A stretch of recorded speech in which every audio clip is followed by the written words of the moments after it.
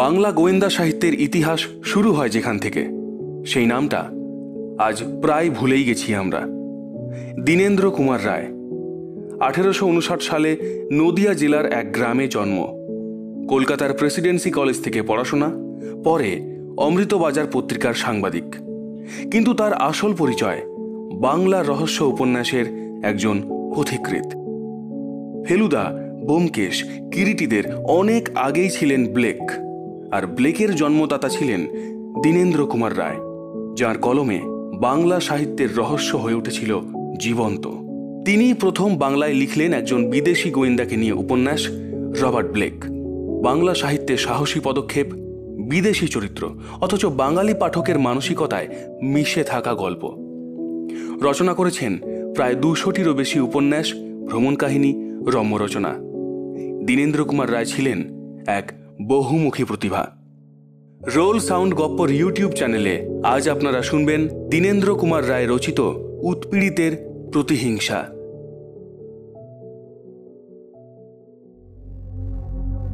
সিপাহী বিদ্রোহ তখন শেষ হইয়াছে। ইংরেজের প্রবল পরাক্রমে আত্মরক্ষায় অসমর্থ হইয়া বিদ্রোহীগণ শান্ত ভাব অবলম্বন করিয়াছে। কিন্তু ইংরেজের ক্রোধবহ্নি তখনও নির্বাপিত হয় নাই। অস্ত্রধারী সিপাহী দেখিলেই ইংরেজ সৈনিকগণ তাহাদিগকে ধরিয়া আগুনে পোড়াইয়া মারিতেছে, কিংবা গাছে লটকাইয়া সঙ্গিনের আঘাতে উদর বিদারণ পূর্বক নিদারুণ প্রতিশোধ পিপাসা প্রশমিত করিতেছে।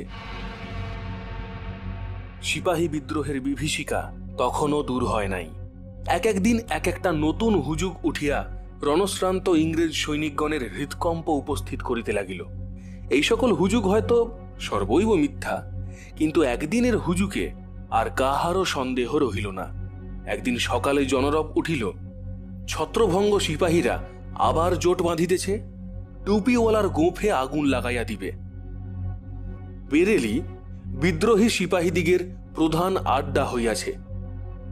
এই জনরব প্রচারের পর একদিন বেরেলির ইংরেজ দুর্গ হইতে 8 ডজন বন্দুক চুরি গেল। সকলে বুঝিল ইহা নিরস্ত্র সিপাহীদিগেরই কাজ। চারিদিকে হুলুস্থুলু পড়িয়া গেল। ইংরেজ সেনাপতির আদেশে বেরেলি দুর্গ হইতে দলে দলে অশ্বারোহী সৈন্য বন্দুক চোর সিপাহীদিগের সন্ধানে ছুটিল।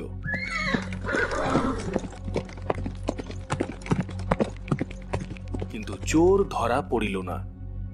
তথাপি নির্দোষ ব্যক্তিগণ চৌর্যাভিযোগে দণ্ডিত হইতে লাগিল। যিনি ফরিয়াদি তিনিই বিচারক, সাক্ষী ইংরেজ সৈন্য। অপরাধ সপ্রমাণ ও অপরাধীর প্রতি দণ্ডদান উভয়ই সমান উৎসাহের সহিত চলিতে লাগিল। কিন্তু ইহাতে চুরির হ্রাস হইল না। বন্দুক চুরির সংখ্যা প্রতিদিন বৃদ্ধি পাইতে লাগিল। ক্রমে তাহা চতুর্দিকে সংক্রামিত হইয়া পড়িল। ইংরেজের উৎকণ্ঠার সীমা রহিল না। শেষে সেনাপতিগণ মন্ত্রণা করিয়া এক মিলিটারি কমিশন বসাইলেন। তাহার সভ্য সংখ্যা 10 জন। কমিশনের সভাপতির প্রতি অপরাধীগণের সরাসরি বিচার করিয়া দণ্ডদানের ক্ষমতা প্রদত্ত হইল। এই সভাপতি মহাশয়ের নাম ক্যাপ্টেন থর্নটন। 1858 খ্রিস্টাব্দের জুলাই মাসের মধ্যভাগে একদিন অপরাহ্নে ক্যাপ্টেন থর্নটন অশ্বারোহণে বায়ু সেবনার্থে সেনানিবাস হইতে বহির্গত হইবেন, এমন সময় একজন এডজুট্যান্ট একখানি আদেশপত্র তাহার স্বাক্ষরের জন্য লইয়া আসিল। মিস্টার থর্নটন অশ্বগতি সংযত করিয়া তাহার সহকারী এডজুট্যান্টকে জিজ্ঞাসা করিলেন, এ কি? আব্দুল গফুর নামক একজন মুসলমান সিপাহীর কোতলের পরোয়ানা। একজন সার্জেন্ট তাহাকে পাহাড়ের উপর গ্রেপ্তার করিয়াছে। আসামির জবাব কি? কোম্পানির সৈন্য দেখিয়া সে তাহার হাতের বন্দুক তাড়াতাড়ি পাহাড়ের এক গুহার মধ্যে ফেলিয়া দিয়াছে। আসামি বলে সে তাহার ভাই আব্দুল আব্বাসের সঙ্গে দেখা করিতে যাইতেছে। তাহার কোনো কুমতলব নাই। আব্দুল আব্বাস পাঞ্জাবে সওদাগরি করে। আজ কয়েকদিন এদেশে আসিয়াছে। আসামি আব্দুল গফুরের এ কথায় বিশ্বাস করা যায় না। সে সরকারের বন্দুক চুরি করিয়া বিদ্রোহীদিগের সাহায্যের জন্য যাইতেছিল। তাহার প্রাণদণ্ড হওয়া উচিত। এই বলিয়া এডজুট্যান্ট নীরব হইল। ঠিক কথা। বদমাইশকে গুলি করিয়া পশুর মতো হত্যা করো। কাপ্তেন অশ্বপৃষ্ঠ হইতেই অকম্পিত হস্তে হত্যার আদেশ লিপিবদ্ধ করিলেন। অবিলম্বে এই আদেশ নির্বিঘ্নে প্রতিপালিত হইল। যাহাদিগের চক্ষুর উপর এই হত্যা ব্যাপার সংসাধিত হইল, তাহাদের মধ্যে আব্দুল গফুরের ভ্রাতা আব্দুল আব্বাস একজন দর্শক ছিল। নীরবে সে তাহার ভ্রাতার শোচনীয় হত্যা সন্দর্শন করিল। তাহার শোক ও সন্তাপবিদ্ধ হৃদয়ের সমস্ত প্রবৃত্তি উজ্জ্বল হইয়া তাহার হৃৎপিণ্ডকে সবলে বিদলিত করিতে লাগিল। তাহার অশ্রুহীন চক্ষে প্রতিহিংসার অনল প্রজ্বলিত হইয়া উঠিল। আব্দুল আব্বাস তাহার ভ্রাতার গৃহে প্রবেশ করিয়া দেখিল, তাহার বিধবা ভ্রাতৃবধূ ধরাতলে পড়িয়া অশ্রুধারায় মৃত্তিকা সিক্ত করিতেছে। শিশুপুত্র দুইটি তাহাদের মায়ের কোলের কাছে পড়িয়া মাটিতে লুটাইতেছে। আব্দুল দেখিয়া আত্মসংবরণ করিতে পারিল না। এই অত্যাচারের প্রতিশোধ দানের জন্য ভীষণ প্রতিজ্ঞা করিয়া বসিল। গৃহে একটা পিস্তল ঝুলিতেছিল। পিস্তলটি কিছু পুরাতন ও মরিচা ধরা। সেই পিস্তলে কাপ্তেনের প্রাণবধের জন্য সে কৃত সংকল্প হইল। ঠিক এই সময়ে একজন হিন্দু সন্ন্যাসী আব্দুল গফুরের কুটিরে প্রবেশ করিলেন। সন্ন্যাসী প্রাচীন, কিন্তু তাহাকে দেখিয়াই বুঝিতে পারা যায় তাহার দেহে যুবজনচিত সামর্থ্য বর্তমান। সন্ন্যাসীর নাম কি তাহা কেহ জানিত না, কিন্তু হিন্দু মুসলমান সকলেই তাহাকে সমভাবে ভক্তি করিত। মুসলমানেরা তাহাকে ফকির সাহেব বলিয়া ডাকিত, হিন্দুরা বলিত স্বামীজি। কোম্পানির নফরেরা তাহাকে কোনো বিদ্রোহ পরায়ণ ক্ষত্রিয় রাজার পলিটিক্যাল স্পাই মনে করিয়া তাহার প্রতি তীব্র দৃষ্টি রাখিয়াছিল, কিন্তু কোনো বিষয়েই তাহার ভ্রুক্ষেপ ছিল না। সংসারের সুখ দুঃখ ও জাতিভেদের গণ্ডির অনেক ঊর্ধ্বে তিনি বিচরণ করিতেন। সন্ন্যাসী একবার তীক্ষ্ণ দৃষ্টিতে ভৌম্য বলুষ্ঠিতা বিধবা ও তাহার রুদ্যমান সন্তানদ্বয়ের দিকে চাহিলেন। তাহার পর আব্দুল আব্বাসকে আহ্বান করিয়া বলিলেন, আব্বাস মিয়া, প্রতিহিংসার জন্য প্রস্তুত হইতেছ? আব্দুল আব্বাস অবিচলিতভাবে বলিল, যাহারা আমার নিরপরাধ ভ্রাতাকে অবিচারে হত্যা করিয়াছে, তাহাদের স্বহস্তে বধ করিয়া ভ্রাতৃশোক নিবারণ করিব। প্রাণ যায় তাহাও স্বীকার। সে অবিচলিত উৎসাহের সহিত বন্দুক ঘষিতে লাগিল। সন্ন্যাসী বলিলেন, বৎস, শান্ত হও। অত্যাচারের দণ্ডবিধানের কর্তা স্বয়ং ভগবান। তোমরা যাহাকে খোদা বলো তিনি। প্রতিদিন প্রচুর রক্তস্রোত প্রবাহিত হইতেছে, তুমি আর সে স্রোতের বৃদ্ধি করিও না। পরমেশ্বর তাহার কাজ করিবেন। অনুতাপে পাপীর হৃদয় দগ্ধ হইবে। রক্তপাত করিয়া আর তুমি তাহার অপেক্ষা কি অধিক দণ্ডবিধান করিবে? আব্দুল আব্বাস দৃঢ় হস্তে বন্দুক চাপিয়া ধরিয়া সন্ন্যাসীর মুখের ওপর স্থির দৃষ্টি সংস্থাপন পূর্বক বলিল, ফকির সাহেব, আপনি হিন্দু, তাই হিন্দুর মতো পরামর্শ দিয়াছেন। কাফেরের প্রাণবধেই মুসলমানের পরম পুণ্য, তাহাই মুসলমানের পরম ধর্ম। আমি সেই ধর্ম পালন করিব, আপনি বাধা দিবেন না। সন্ন্যাসী বলিলেন, আব্বাস মিয়া, তোমার এই ক্রোধের জন্য আমি তোমাকে অপরাধী করিতে পারি না, কিন্তু হিন্দু মুসলমান সকল ধর্মের উপর এক ধর্ম আছে, তাহা পরমেশ্বরের হস্তে আত্মসমর্পণ। আমি নিশ্চয় বলিতে পারি, তুমি এই হিন্দু সন্ন্যাসীর অনুরোধ রক্ষা করিলে কখনো কর্তব্যচ্যুত হইবে না। আমি কাহাকেও কখনো অন্যায় অনুরোধ করি নাই। আব্বাস মিয়া বন্দুক হাতে করিয়া কতক্ষণ কি ভাবিল, তাহার পর বলিল, আমরা সকলে আপনাকে পীরের ন্যায় মান্য করি। কখনো আপনার অবাধ্য হই নাই, আজও হইব না। প্রতিজ্ঞা করিলাম, এ হস্ত শত্রু শনিতপাতে বিরত হইবে। কিন্তু প্রতিশোধ স্পৃহায় হৃদয় জ্বলিয়া যাইতেছে। কতদিনে এই অন্যায় অত্যাচারের প্রতিফল প্রদত্ত হইবে? সন্ন্যাসী একবার আকাশের দিকে চাহিলেন। তখন সন্ধ্যা হইয়াছিল। সেই স্তব্ধ সান্ধ্য আকাশে নবোদিত তারার দিকে তীক্ষ্ণ দৃষ্টি স্থাপন করিয়া তিনি ক্ষণকাল কি চিন্তা করিলেন। তারপর দূরবর্তী বনভূমির দিকে চাহিয়া স্বপ্নাবিষ্টের ন্যায় বলিলেন, 1 বৎসরের মধ্যে। বন্দুকটা যেখানে ঝুলানো ছিল কক্ষ মধ্যে প্রবেশপূর্বক আব্দুল আব্বাস সেইখানেই ঝুলাইয়া রাখিল। তাহার পর ধীরে ধীরে বাহিরে দেখিল, সেই সন্ধ্যার অন্ধকারে সন্ন্যাসী অন্তর্হিত হইয়াছেন। রাত্রি 8টা। ক্যাপ্টেন থর্নটন তাহার শয়নগৃহের বারান্দায় পদচারণ করিতেছেন। তাহার মন আজ চিন্তাপূর্ণ। আজ হঠাৎ তাহার মনে হইয়াছে, এই যে তিনি ক্ষমতা দর্পে অন্ধ হইয়া প্রতিনিয়ত মনুষ্যবধের আদেশ প্রদান করিতেছেন, ইহা তাহার পক্ষে কতদূর সঙ্গত বা বৈধ হইতেছে, তাহা কি কোনদিন ভাবিয়া দেখিয়াছেন?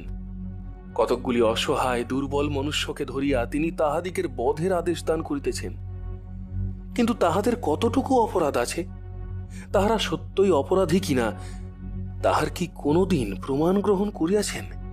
তিনি ক্ষমতা লাভ করিয়াছেন বলিয়াই তাহার দায়িত্ব বিস্মৃত হইবার কিছুমাত্র অধিকার নাই। তিনি তাহার এই ব্যবহারে ব্রিটিশ রাজমহিমায় যে কলঙ্কিত করিতেছেন তাহা নহে, তাহার কর্তব্য জ্ঞান ও মনুষ্যত্বকে পর্যন্ত অবজ্ঞাত করিতেছেন। এ সকল চিন্তা আজ প্রথম তাহার মনে উদিত হইয়াছে। তিনি মনের মধ্যে কিঞ্চিত অস্বচ্ছতা, কিছু কষ্ট অনুভব করিতে লাগিলেন। একজন দেশীয় অশ্বারোহী সৈনিক যুবা সহসা তাহার সম্মুখে আসিয়া দণ্ডায়মান হইল। সে মিলিটারি প্রথায় ক্যাপ্টেন সাহেবকে অভিবাদন করিয়া তাহার হস্তে গালামোহর করা নীল বর্ণের লেফাফা মোড়া একখানা পত্র প্রদান করিল। ক্যাপ্টেন থর্নটন যদি সে সময় একবার তাহার মুখের দিকে তীক্ষ্ণ দৃষ্টিপাত করিতেন, তাহা হইলে দেখিতে পাইতেন তাহার মুখ মলিন, ভীতি বিস্ময় সমাকুল। তাহার সর্বাঙ্গ থরথর করিয়া কাঁপিতেছে। যুদ্ধক্ষেত্রে জ্বলন্ত গোলা অগ্নিস্রোতের ন্যায় সবেগে ছুটিয়া আসিতে দেখিলেও তাহার মনের ভাব হয়তো এরূপ হইত না। আজ সহসা তাহার এ ভাব কেন? কিন্তু সেদিকে লক্ষ্যপাত মাত্র না করিয়া মিস্টার থর্নটন লেফাফার গালামোহর ভাঙ্গিয়া পত্রখানি টানিয়া বাহির করিলেন। দেখিলেন নীল বর্ণের চিঠির কাগজ, ভিতরে ইংরেজিতে এই কয়টি কথা মাত্র লিখিত: 1858 সালের 17 জুলাই আব্দুল গফুর নিহত হইয়াছে। 1859 সালের 17 জুলাই ক্যাপ্টেন থর্নটন প্রাণ ত্যাগ করিতে হইবে। পাপের প্রায়শ্চিত্তের আর 1 বৎসর মাত্র বিলম্ব। পত্রের নিচে একটা স্বাক্ষর, অতি অস্পষ্ট স্বাক্ষর। তাহা কাহার হস্তাক্ষর ক্যাপ্টেন সাহেব বহু চেষ্টাতেও তাহা নির্ণয় করিতে পারিলেন না। ক্যাপ্টেন থর্নটন ভ্রুকুঞ্চিত করিয়া পত্রবাহী পদাতিককে জিজ্ঞাসা করিলেন, কে এই পত্র আনিয়াছে? আব্দুল গফুর, একজন মুসলমান সিপাহী। ভগ্ন স্বরে পদাতিক এই উত্তর দিল, অসম্ভব, আব্দুল গফুরের প্রাণদণ্ড হইয়াছে। হা খোদাবন্দ, যাহাদের গুলিতে আব্দুল গফুরের প্রাণ বাহির হইয়াছে আমি তাহাদের মধ্যে একজন। তাহার প্রাণদণ্ডের পর যখন তাহার মৃতদেহ পর্বত গুহায় নিক্ষিপ্ত হয় তখন আমি সেখানে উপস্থিত ছিলাম, কিন্তু আমি আমার চক্ষুকে অবিশ্বাস করতে পারি না। আব্দুল গফুর এই কেল্লার ভিতর আসিয়া স্বহস্তে আমাকে এই পত্র দিয়া গিয়াছে। ক্যাপ্টেন থর্নটন কুসংস্কারান্ধ লোক ছিলেন না, সুতরাং তিনি স্থির করিলেন পদাতিকের নিশ্চয়ই কোন রকম চক্ষের দোষ ঘটিয়াছে। তথাপি একটা অজ্ঞাত ভয়ে ক্ষণকালের জন্য তাহার হৃদয় বিকম্পিত হইল। সংক্ষিপ্ত ও সর্বপ্রকার বাহুল্য বর্জিত ভাষায় লিখিত পত্রখানি প্রেত লোকের এক অপরিজ্ঞাত রহস্যময় ইঙ্গিতের ন্যায় তাহার বোধ হইল। কিন্তু তিনি ইংরেজ গভর্নমেন্টের একজন সাহসী ক্যাপ্টেন, স্বহস্তে অনেক সিপাহী বধ করিয়াছেন। 1 সপ্তাহের মধ্যেই এই অপ্রীতিকর পত্রের কথা তিনি সম্পূর্ণরূপে বিস্মৃত হইলেন। ক্যাপ্টেন থর্নটনের স্ত্রী বিবি থর্নটন তখন আগ্রায় ছিলেন। 16 আগস্ট রাত্রে ক্যাপ্টেন সাহেব বেরেলি হইতে স্ত্রীকে দেখিবার জন্য আগ্রায় আসিলেন। স্ত্রীর নিকট হইতে এক জরুরি পত্র পাইয়া হঠাৎ তাহাকে আগ্রায় চলিয়া আসিতে হয়। 17 অগস্ট প্রভাতে কাপ্তেন সাহেব দুগ্ধ ফেননিভ শয্যায় সুখ ও সুপ্তিমগ্ন ছিলেন।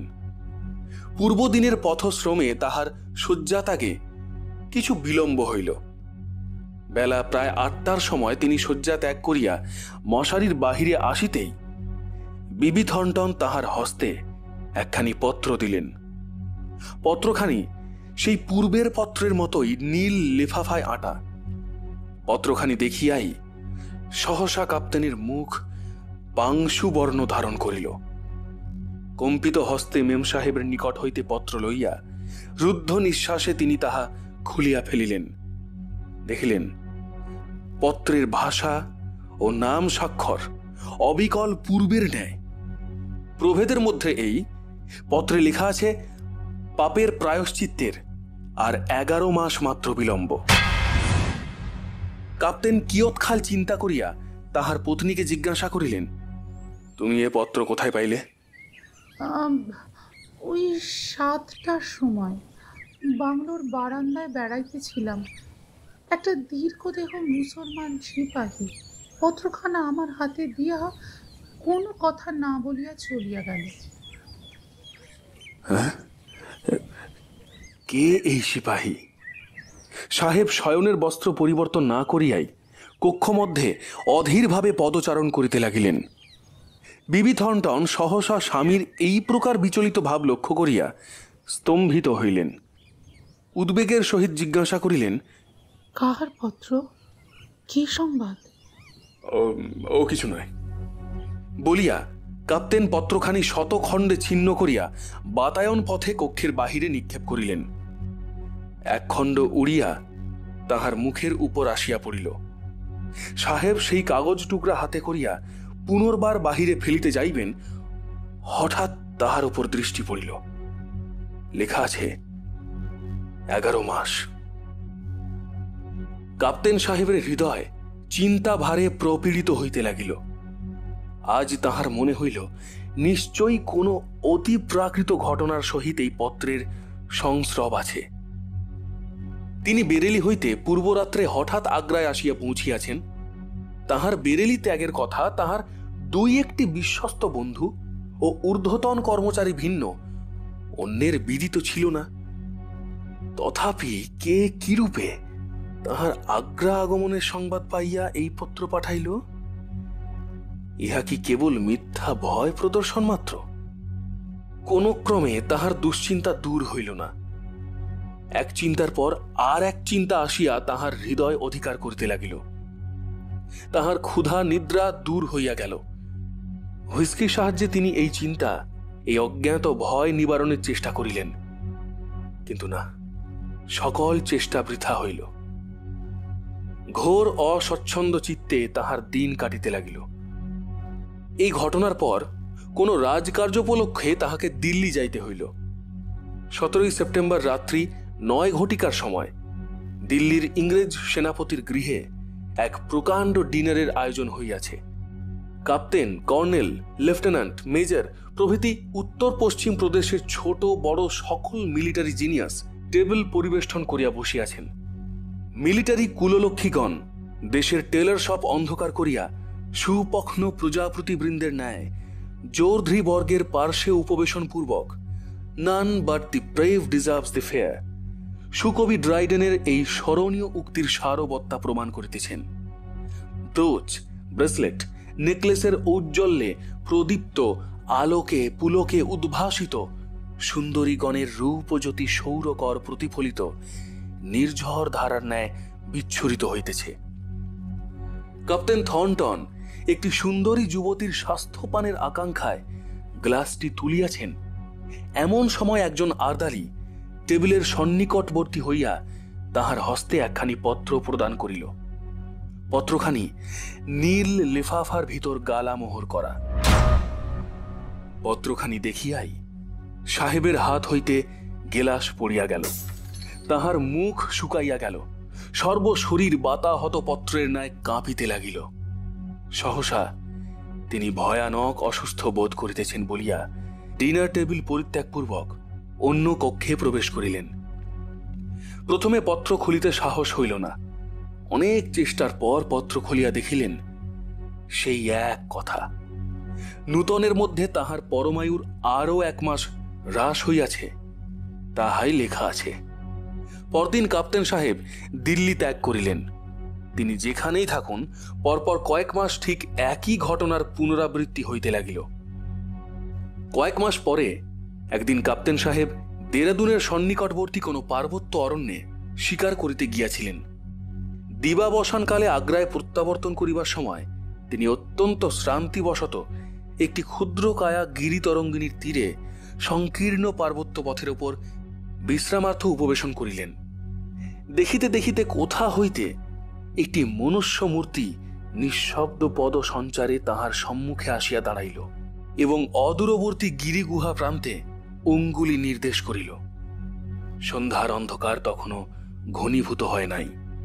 কাপ্তেন সাহেব তীক্ষ্ণ দৃষ্টিতে সেই আগন্তুকের মুখের দিকে চাহিলেন। দেখিলেন সেই নিশ্চল নির্বাক দেহ আব্দুল গফুরের।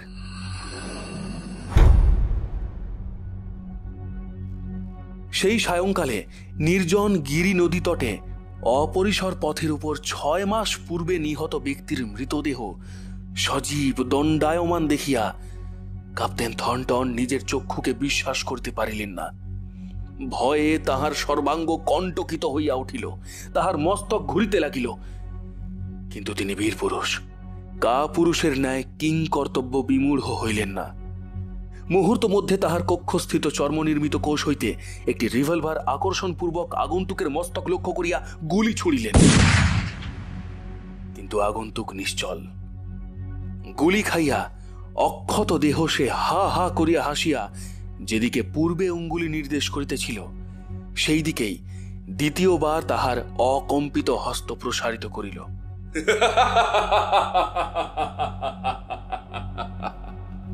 তাহার সেই অবজ্ঞাপূর্ণ জীবনের হর্ষোচ্ছ্বাস বর্জিত নিরস উচ্চহাস্য সেই মৌন সায়াহ্নের শত গিরিগুহা প্রতিধ্বনিত করিয়া ধীরে ধীরে শূন্যে বিলীন হইয়া গেল। তাহার নির্নিমেষ চক্ষুর তারকাদয় দীপ্তিমান অগ্নিগোলকের ন্যায় জ্বলিতে লাগিল। সেই অবজ্ঞা ব্যঞ্জক রোষানল প্রদীপ্ত তীব্র দৃষ্টি মনুষ্যেরও নহে, পশুরও নহে। তাহা উৎপীড়িত, আহত, প্রতিহিংসা লোলুপ পৈশাচিকতায় পরিপূর্ণ। কাপ্তেন থর্নটন চক্ষু অবনত করিলেন। তারপর চক্ষু তুলিয়া যখন তাহার দিকে পুনর্বার চাহিলেন, দেখিলেন কোথাও কেহ নাই। অস্তমান অংশুমালির অন্তিম কিরণ রেখার ন্যায় তাহা অদৃশ্য হইয়াছে। শব্দহীন, গতিহীন ভাবে সে ছায়ামূর্তি কোথায় অন্তর্হিত হইল?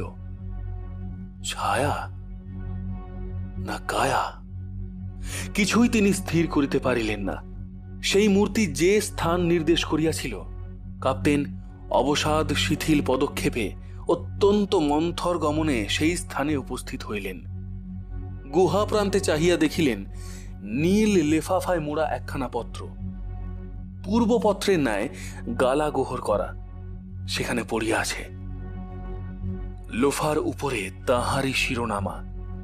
সাহেবের ললাটে স্থূল ঘর্মবিন্দু সঞ্চিত হইল। বক্ষের স্পন্দন দ্রুততর হইল। তিনি সেই গুহা প্রান্তে বসিয়া পড়িলেন। তারপর পত্রখানি তুলিয়া মোহর ভাঙিয়া সন্ধ্যার মৃদু আলোতে তাহা পাঠ করিলেন। পত্রখানি পূর্ববারের ন্যায় সংক্ষিপ্ত। পত্রে তাহাকে জ্ঞাত করা হইয়াছে তাহার আয়ুকাল আর মাত্র 6 মাস অবশিষ্ট আছে। ইহা নিশ্চয়ই যে অনৈসর্গিক ঘটনা, কাপ্তেন সাহেবের অতঃপর সে বিষয়ে বিন্দুমাত্র সন্দেহ রহিল না। তাহার মানসিক অশান্তি ও উদ্বেগ শতগুণ সংবর্ধিত হইল। তাহার মুখ হাস্যহীন, পাংশুবর্ণ, চক্ষু যতীন, কঠোরগত। দেহের লাবণ্য নাই, মনের দৃঢ়তা নাই, সংকল্পের কিছু মাত্র স্থিরতা নাই। এক একখানি পত্র কেবল যে তাহার পরমায়ু হ্রাসের সংবাদ বহন করিয়া যথা নিয়মে তাহার সম্মুখে আবির্ভূত হইতে লাগিল তাহা নহে, প্রত্যেক পত্র তাহার দেহের শোণিত শোষণ করিতে লাগিল।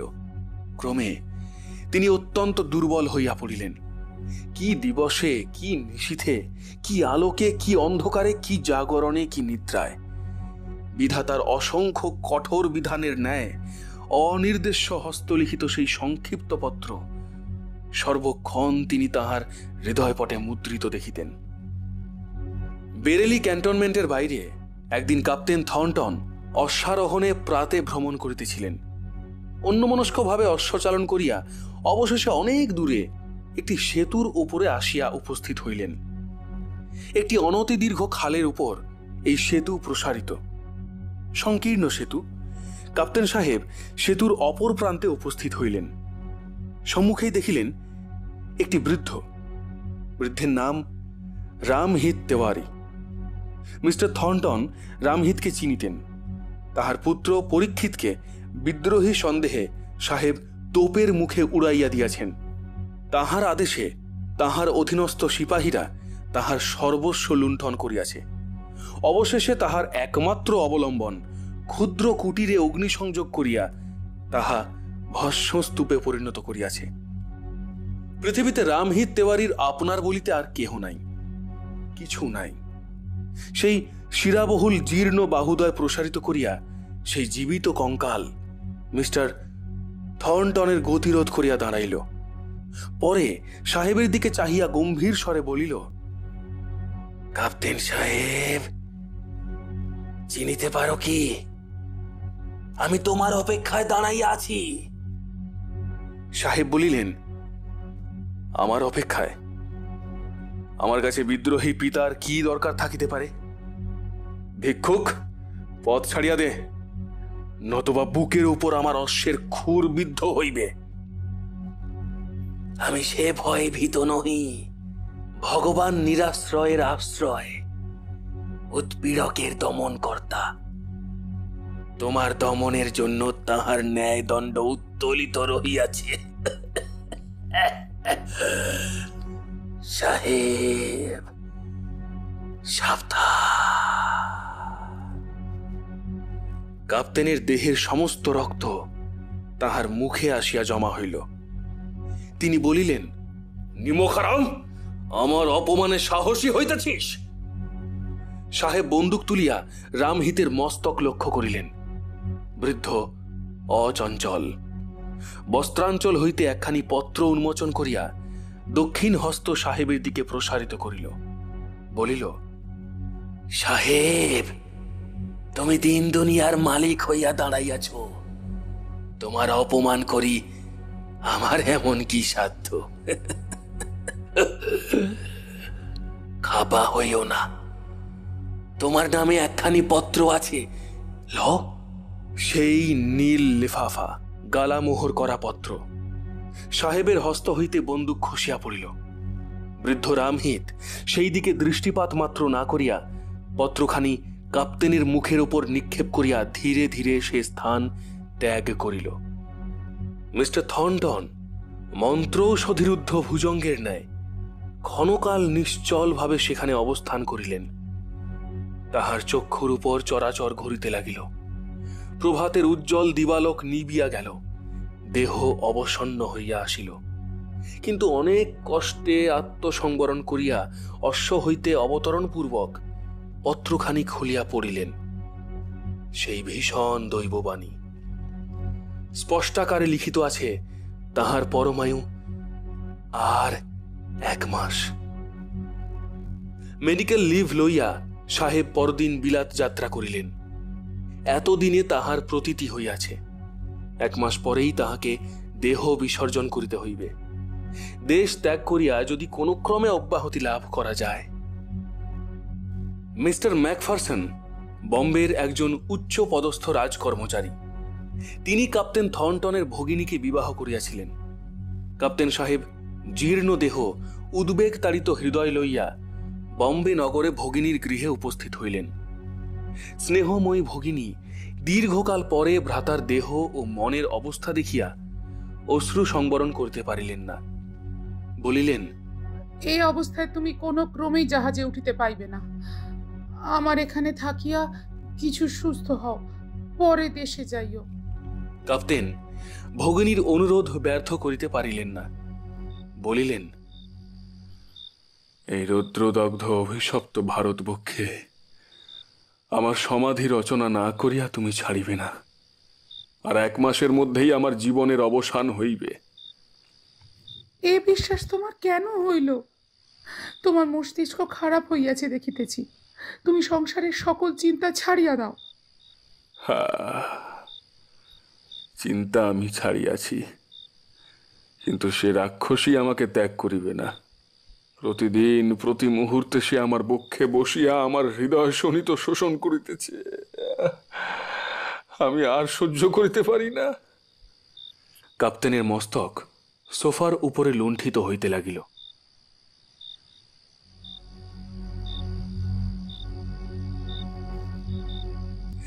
মিস্টার থর্নটনের স্ত্রীও তাহার সঙ্গে ছিলেন। বিবি ম্যাকফারসন তাহার নিকট প্রকৃত ঘটনা কি তাহা জানিবার চেষ্টা করিলেন, কিন্তু বিবি থর্নটন কিছুই জানিতেন না।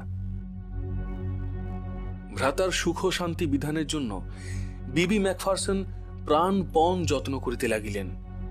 আমোদ ও আনন্দের মধ্যে সর্বদা তাহাকে ডুবাইয়া রাখিবার জন্য বিশেষভাবে চেষ্টা করিলেন, কিন্তু আমোদের প্রবৃত্তি কাপ্তেনের হৃদয় পিঞ্জর পরিত্যাগপূর্বক অন্তর্হিত হইয়াছিল। সহস্র চেষ্টাতেও পিঞ্জরের বিহঙ্গম পিঞ্জরে ফিরিয়া আসিল না।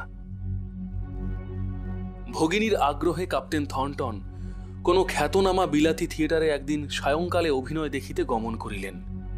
সেদিন মহাকবি শেক্সপিয়ারের হ্যামলেট নাটকের অভিনয় ছিল।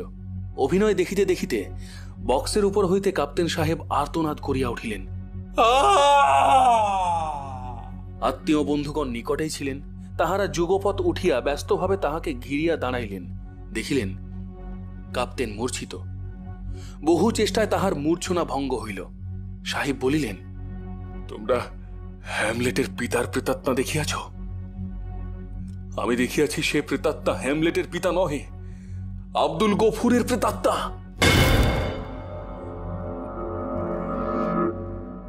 বিবি ম্যাকফারসন ভ্রাতার মস্তকে পাখা করিতে করিতে জিজ্ঞাসা করিলেন, সে কি? আব্দুল গফুর কে? একজন সিপাহী, বিনা বিচারে তাহার প্রাণদণ্ড করিয়াছি। কাপ্তেন সাহেবকে তৎক্ষণাৎ গৃহে লইয়া যাওয়া হইল। ডাক্তার আসিয়া বিবিধ যন্ত্র সংযোগে তাহার দেহ পরীক্ষা করিয়া বলিলেন, কাপ্তেনের ব্রেন ফিভার হইয়াছে, অনেক দিনের রোগ, অবস্থা জটিল হইয়া উঠিয়াছে। 3 দিন সাহেব শয্যাগত রহিলেন। 4র্থ দিন সাহেবের অবস্থা অল্প ভালো বোধ হইল। অপরাহ্নে একখানি ইজি চেয়ারে তিনি বারান্দায় আসিয়া বসিলেন। বাংলোর সম্মুখে প্রকাণ্ড প্রান্তর। সমুদ্রের দিক হইতে মুক্ত বায়ু প্রবাহ আসিয়া ললাটের ঘর্মবিন্দু ধীরে ধীরে অপসারিত করিতেছিল। নীল পরিচ্ছদধারী, নীল উষ্ণীশোভিত, নীল পতাকাধারী একজন মুসলমান সৈনিক পুরুষ সেই বারান্দায় আসিয়া একেবারে সাহেবের সম্মুখে দাঁড়াইল। কাপ্তেন তাহাকে দেখিয়াই চমকিয়া উঠিলেন। সৈনিক পুরুষ একখানি নীল বর্ণের পত্র বাহির করিয়া সাহেবের স্থির নিষ্প্রভ চক্ষুর উপর ধরিল। আজ পত্র লেফাফায় আবদ্ধ নহে, খোলা পত্র, অক্ষরগুলি লোহিত কালিতে অঙ্কিত। সাহেব নির্নিমেষ দৃষ্টিতে স্পষ্টাক্ষরে পাঠ করিলেন, আজ 1859 সালের 17 জুলাই সূর্যাস্তের সঙ্গে তোমার পরমায়ু শেষ হইল। সাহেব চিৎকার করিয়া মূর্ছিত হইয়া পড়িলেন। তাহার সে মূর্ছা আর ভঙ্গ হইল না। বিবি ম্যাকফারসন নিকটেই ছিলেন। তিনি ছুটিয়া আসিয়া তীব্র স্বরে সেই মুসলমান সিপাহীকে জিজ্ঞাসা করিলেন, কে তুই? উৎপীড়িতের প্রতিহিংসক। সন্ধ্যার অন্ধকারে সেই ছায়ামূর্তি ধীরে ধীরে মিলাইয়া গেল।